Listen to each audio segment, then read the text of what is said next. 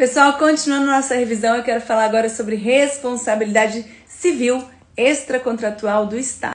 Pontos importantes, gente. Responsabilidade civil. Eu não estou falando de responsabilidade penal, eu estou falando de responsabilidade no âmbito civil, que envolve, né, gente, dano moral, dano material. Além disso, essa responsabilidade ela é extracontratual. São situações em que o Estado se responsabiliza, o Estado tem que pagar uma indenização para um particular, mas que não existe nenhum contrato com esse particular. É uma situação extracontratual, fora de uma seara contratual. Tá bom, prof, como é que isso funciona? Dá uma olhadinha nesse artigo que despenca nas provas, gente. Tá em vermelhinho porque ele responde a mais de 300 questões de prova. O que fala esse artigo? As pessoas jurídicas de direito público e as pessoas jurídicas de direito privado, prestadoras de serviço público, responderão pelos danos cometidos pelas condutas dos seus agentes. Como assim, prof? Presta atenção no que eu vou falar. Todas as entidades que prestam serviços públicos, elas prestam esses serviços através de agentes públicos. Agentes públicos, né, é um conceito amplo. Todo aquele que exerce a função do Estado, ainda que transitoriamente, ainda que sem remuneração nenhuma. Beleza, prof. Quando esse agente público está lá prestando aquele serviço? E se porventura aquele agente público pratica uma conduta que gera um dano específico, anormal e específico a um cidadão, quem é que vai se responsabilizar? Quem é que paga uma indenização para aquele cidadão? O Estado. E essa responsabilidade, gente, é uma responsabilidade objetiva. Por quê? Para que o cidadão seja indenizado, ele não tem que comprovar que o agente público agiu com dolo ou agiu com culpa. Os elementos subjetivos dolo ou culpa não são relevantes nessa situação. O cidadão que sofreu um dano tem que comprovar que sofreu um dano em razão da conduta de uma dessas pessoas jurídicas aqui e que há um nexo de causalidade. Aquela conduta foi responsável pelo dano. Ele não tem que comprovar que o agente público agiu com dolo ou agiu com culpa. Prof, mas o Estado sempre respondeu dessa forma, né? Ele sempre se responsabilizou pela conduta dos seus agentes? Não, gente. Aí a gente tem que estudar um pouquinho sobre a evolução da responsabilidade. Iniciando pela teoria da total irresponsabilidade do Estado. Sim, nós tínhamos um Estado, por exemplo, o Estado absolutista, que podia fazer o que bem entendesse. O rei confiscava terras, confiscava até mesmo a sua esposa. Você sofria vários danos, ele acabava com a sua vida e você não podia fazer nada.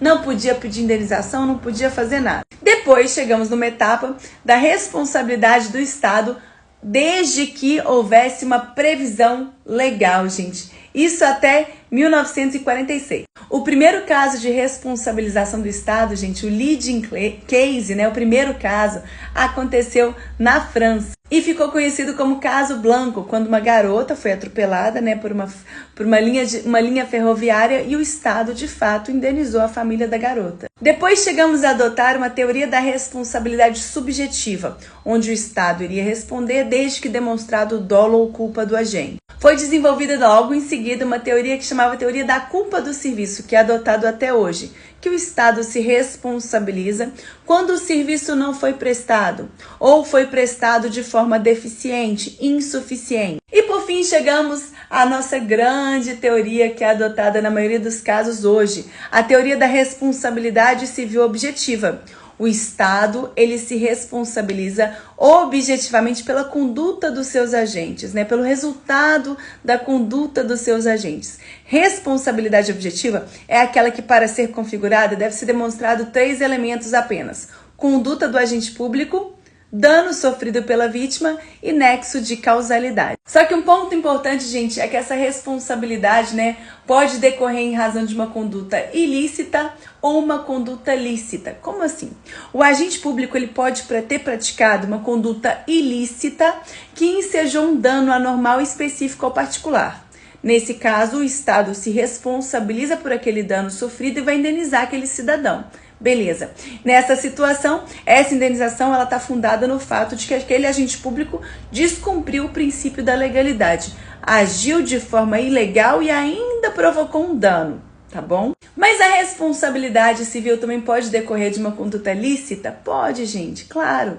Muitas vezes o Estado atua de forma lícita, mas prejudica de forma normal e específica uma determinada pessoa. Se aquela pessoa sofreu um dano, aquele dano tem que ser repartido entre os demais cidadãos. Como assim, prof? Vamos pegar o dinheiro público e vamos indenizar aquela pessoa. Me dá um exemplo. Digamos, por exemplo, que foi construída uma passarela ali na sua rua, que é uma avenida cheia, movimentada. Você achou bom aquela passarela, todo mundo achou bom. Só que a saída da passarela, onde passam vários e vários cidadãos, é na porta da sua casa. Você não consegue mais entrar em casa. Você teve que mudar a porta da sua casa para lateral do terreno. E aí? E aí que você sofreu um dano, em razão de uma conduta lícita do Estado. Lícita, a construção de uma passarela é algo bom, algo lícito, algo interessante para a população. Entretanto, você sofreu um dano anormal e específico. É justo só você sofrer um dano e todo mundo ser beneficiado? Não é. Esse dano que você sofreu tem que ser repartido frente a todos. Todo mundo tem que se responsabilizar frente a esse dano. Então, o que o Estado faz? Pega a verba pública, o dinheiro público e vai o quê? Vai te indenizar pelo dano sofrido. Dito isso, gente, a responsabilidade civil objetiva do Estado, ela se desenvolve em 3 etapas. Primeira etapa. Um particular sofreu um dano em razão da conduta de um agente público que estava exercendo a função pública. E esse dano é o que, gente? Um dano anormal e específico. E aí, então, temos o segundo fato. Esse particular vai ajuizar uma ação contra o Estado, falando que sofreu um dano em razão da conduta de um agente público e que há um nexo de causalidade. Terceira etapa. O Estado vai e paga uma indenização para esse cidadão. Beleza. Mas o Estado verificou que aquele agente público que praticou aquela conduta agiu com dolo, agiu com culpa, tinha a intenção de provocar aquele dano. E aí o Estado pode fazer o quê? Depois de pagar a indenização para o particular, ele pode ajuizar uma ação de regresso contra o agente público, falando: agente público, eu paguei uma indenização em razão da sua conduta lá, que gerou um dano para o cidadão.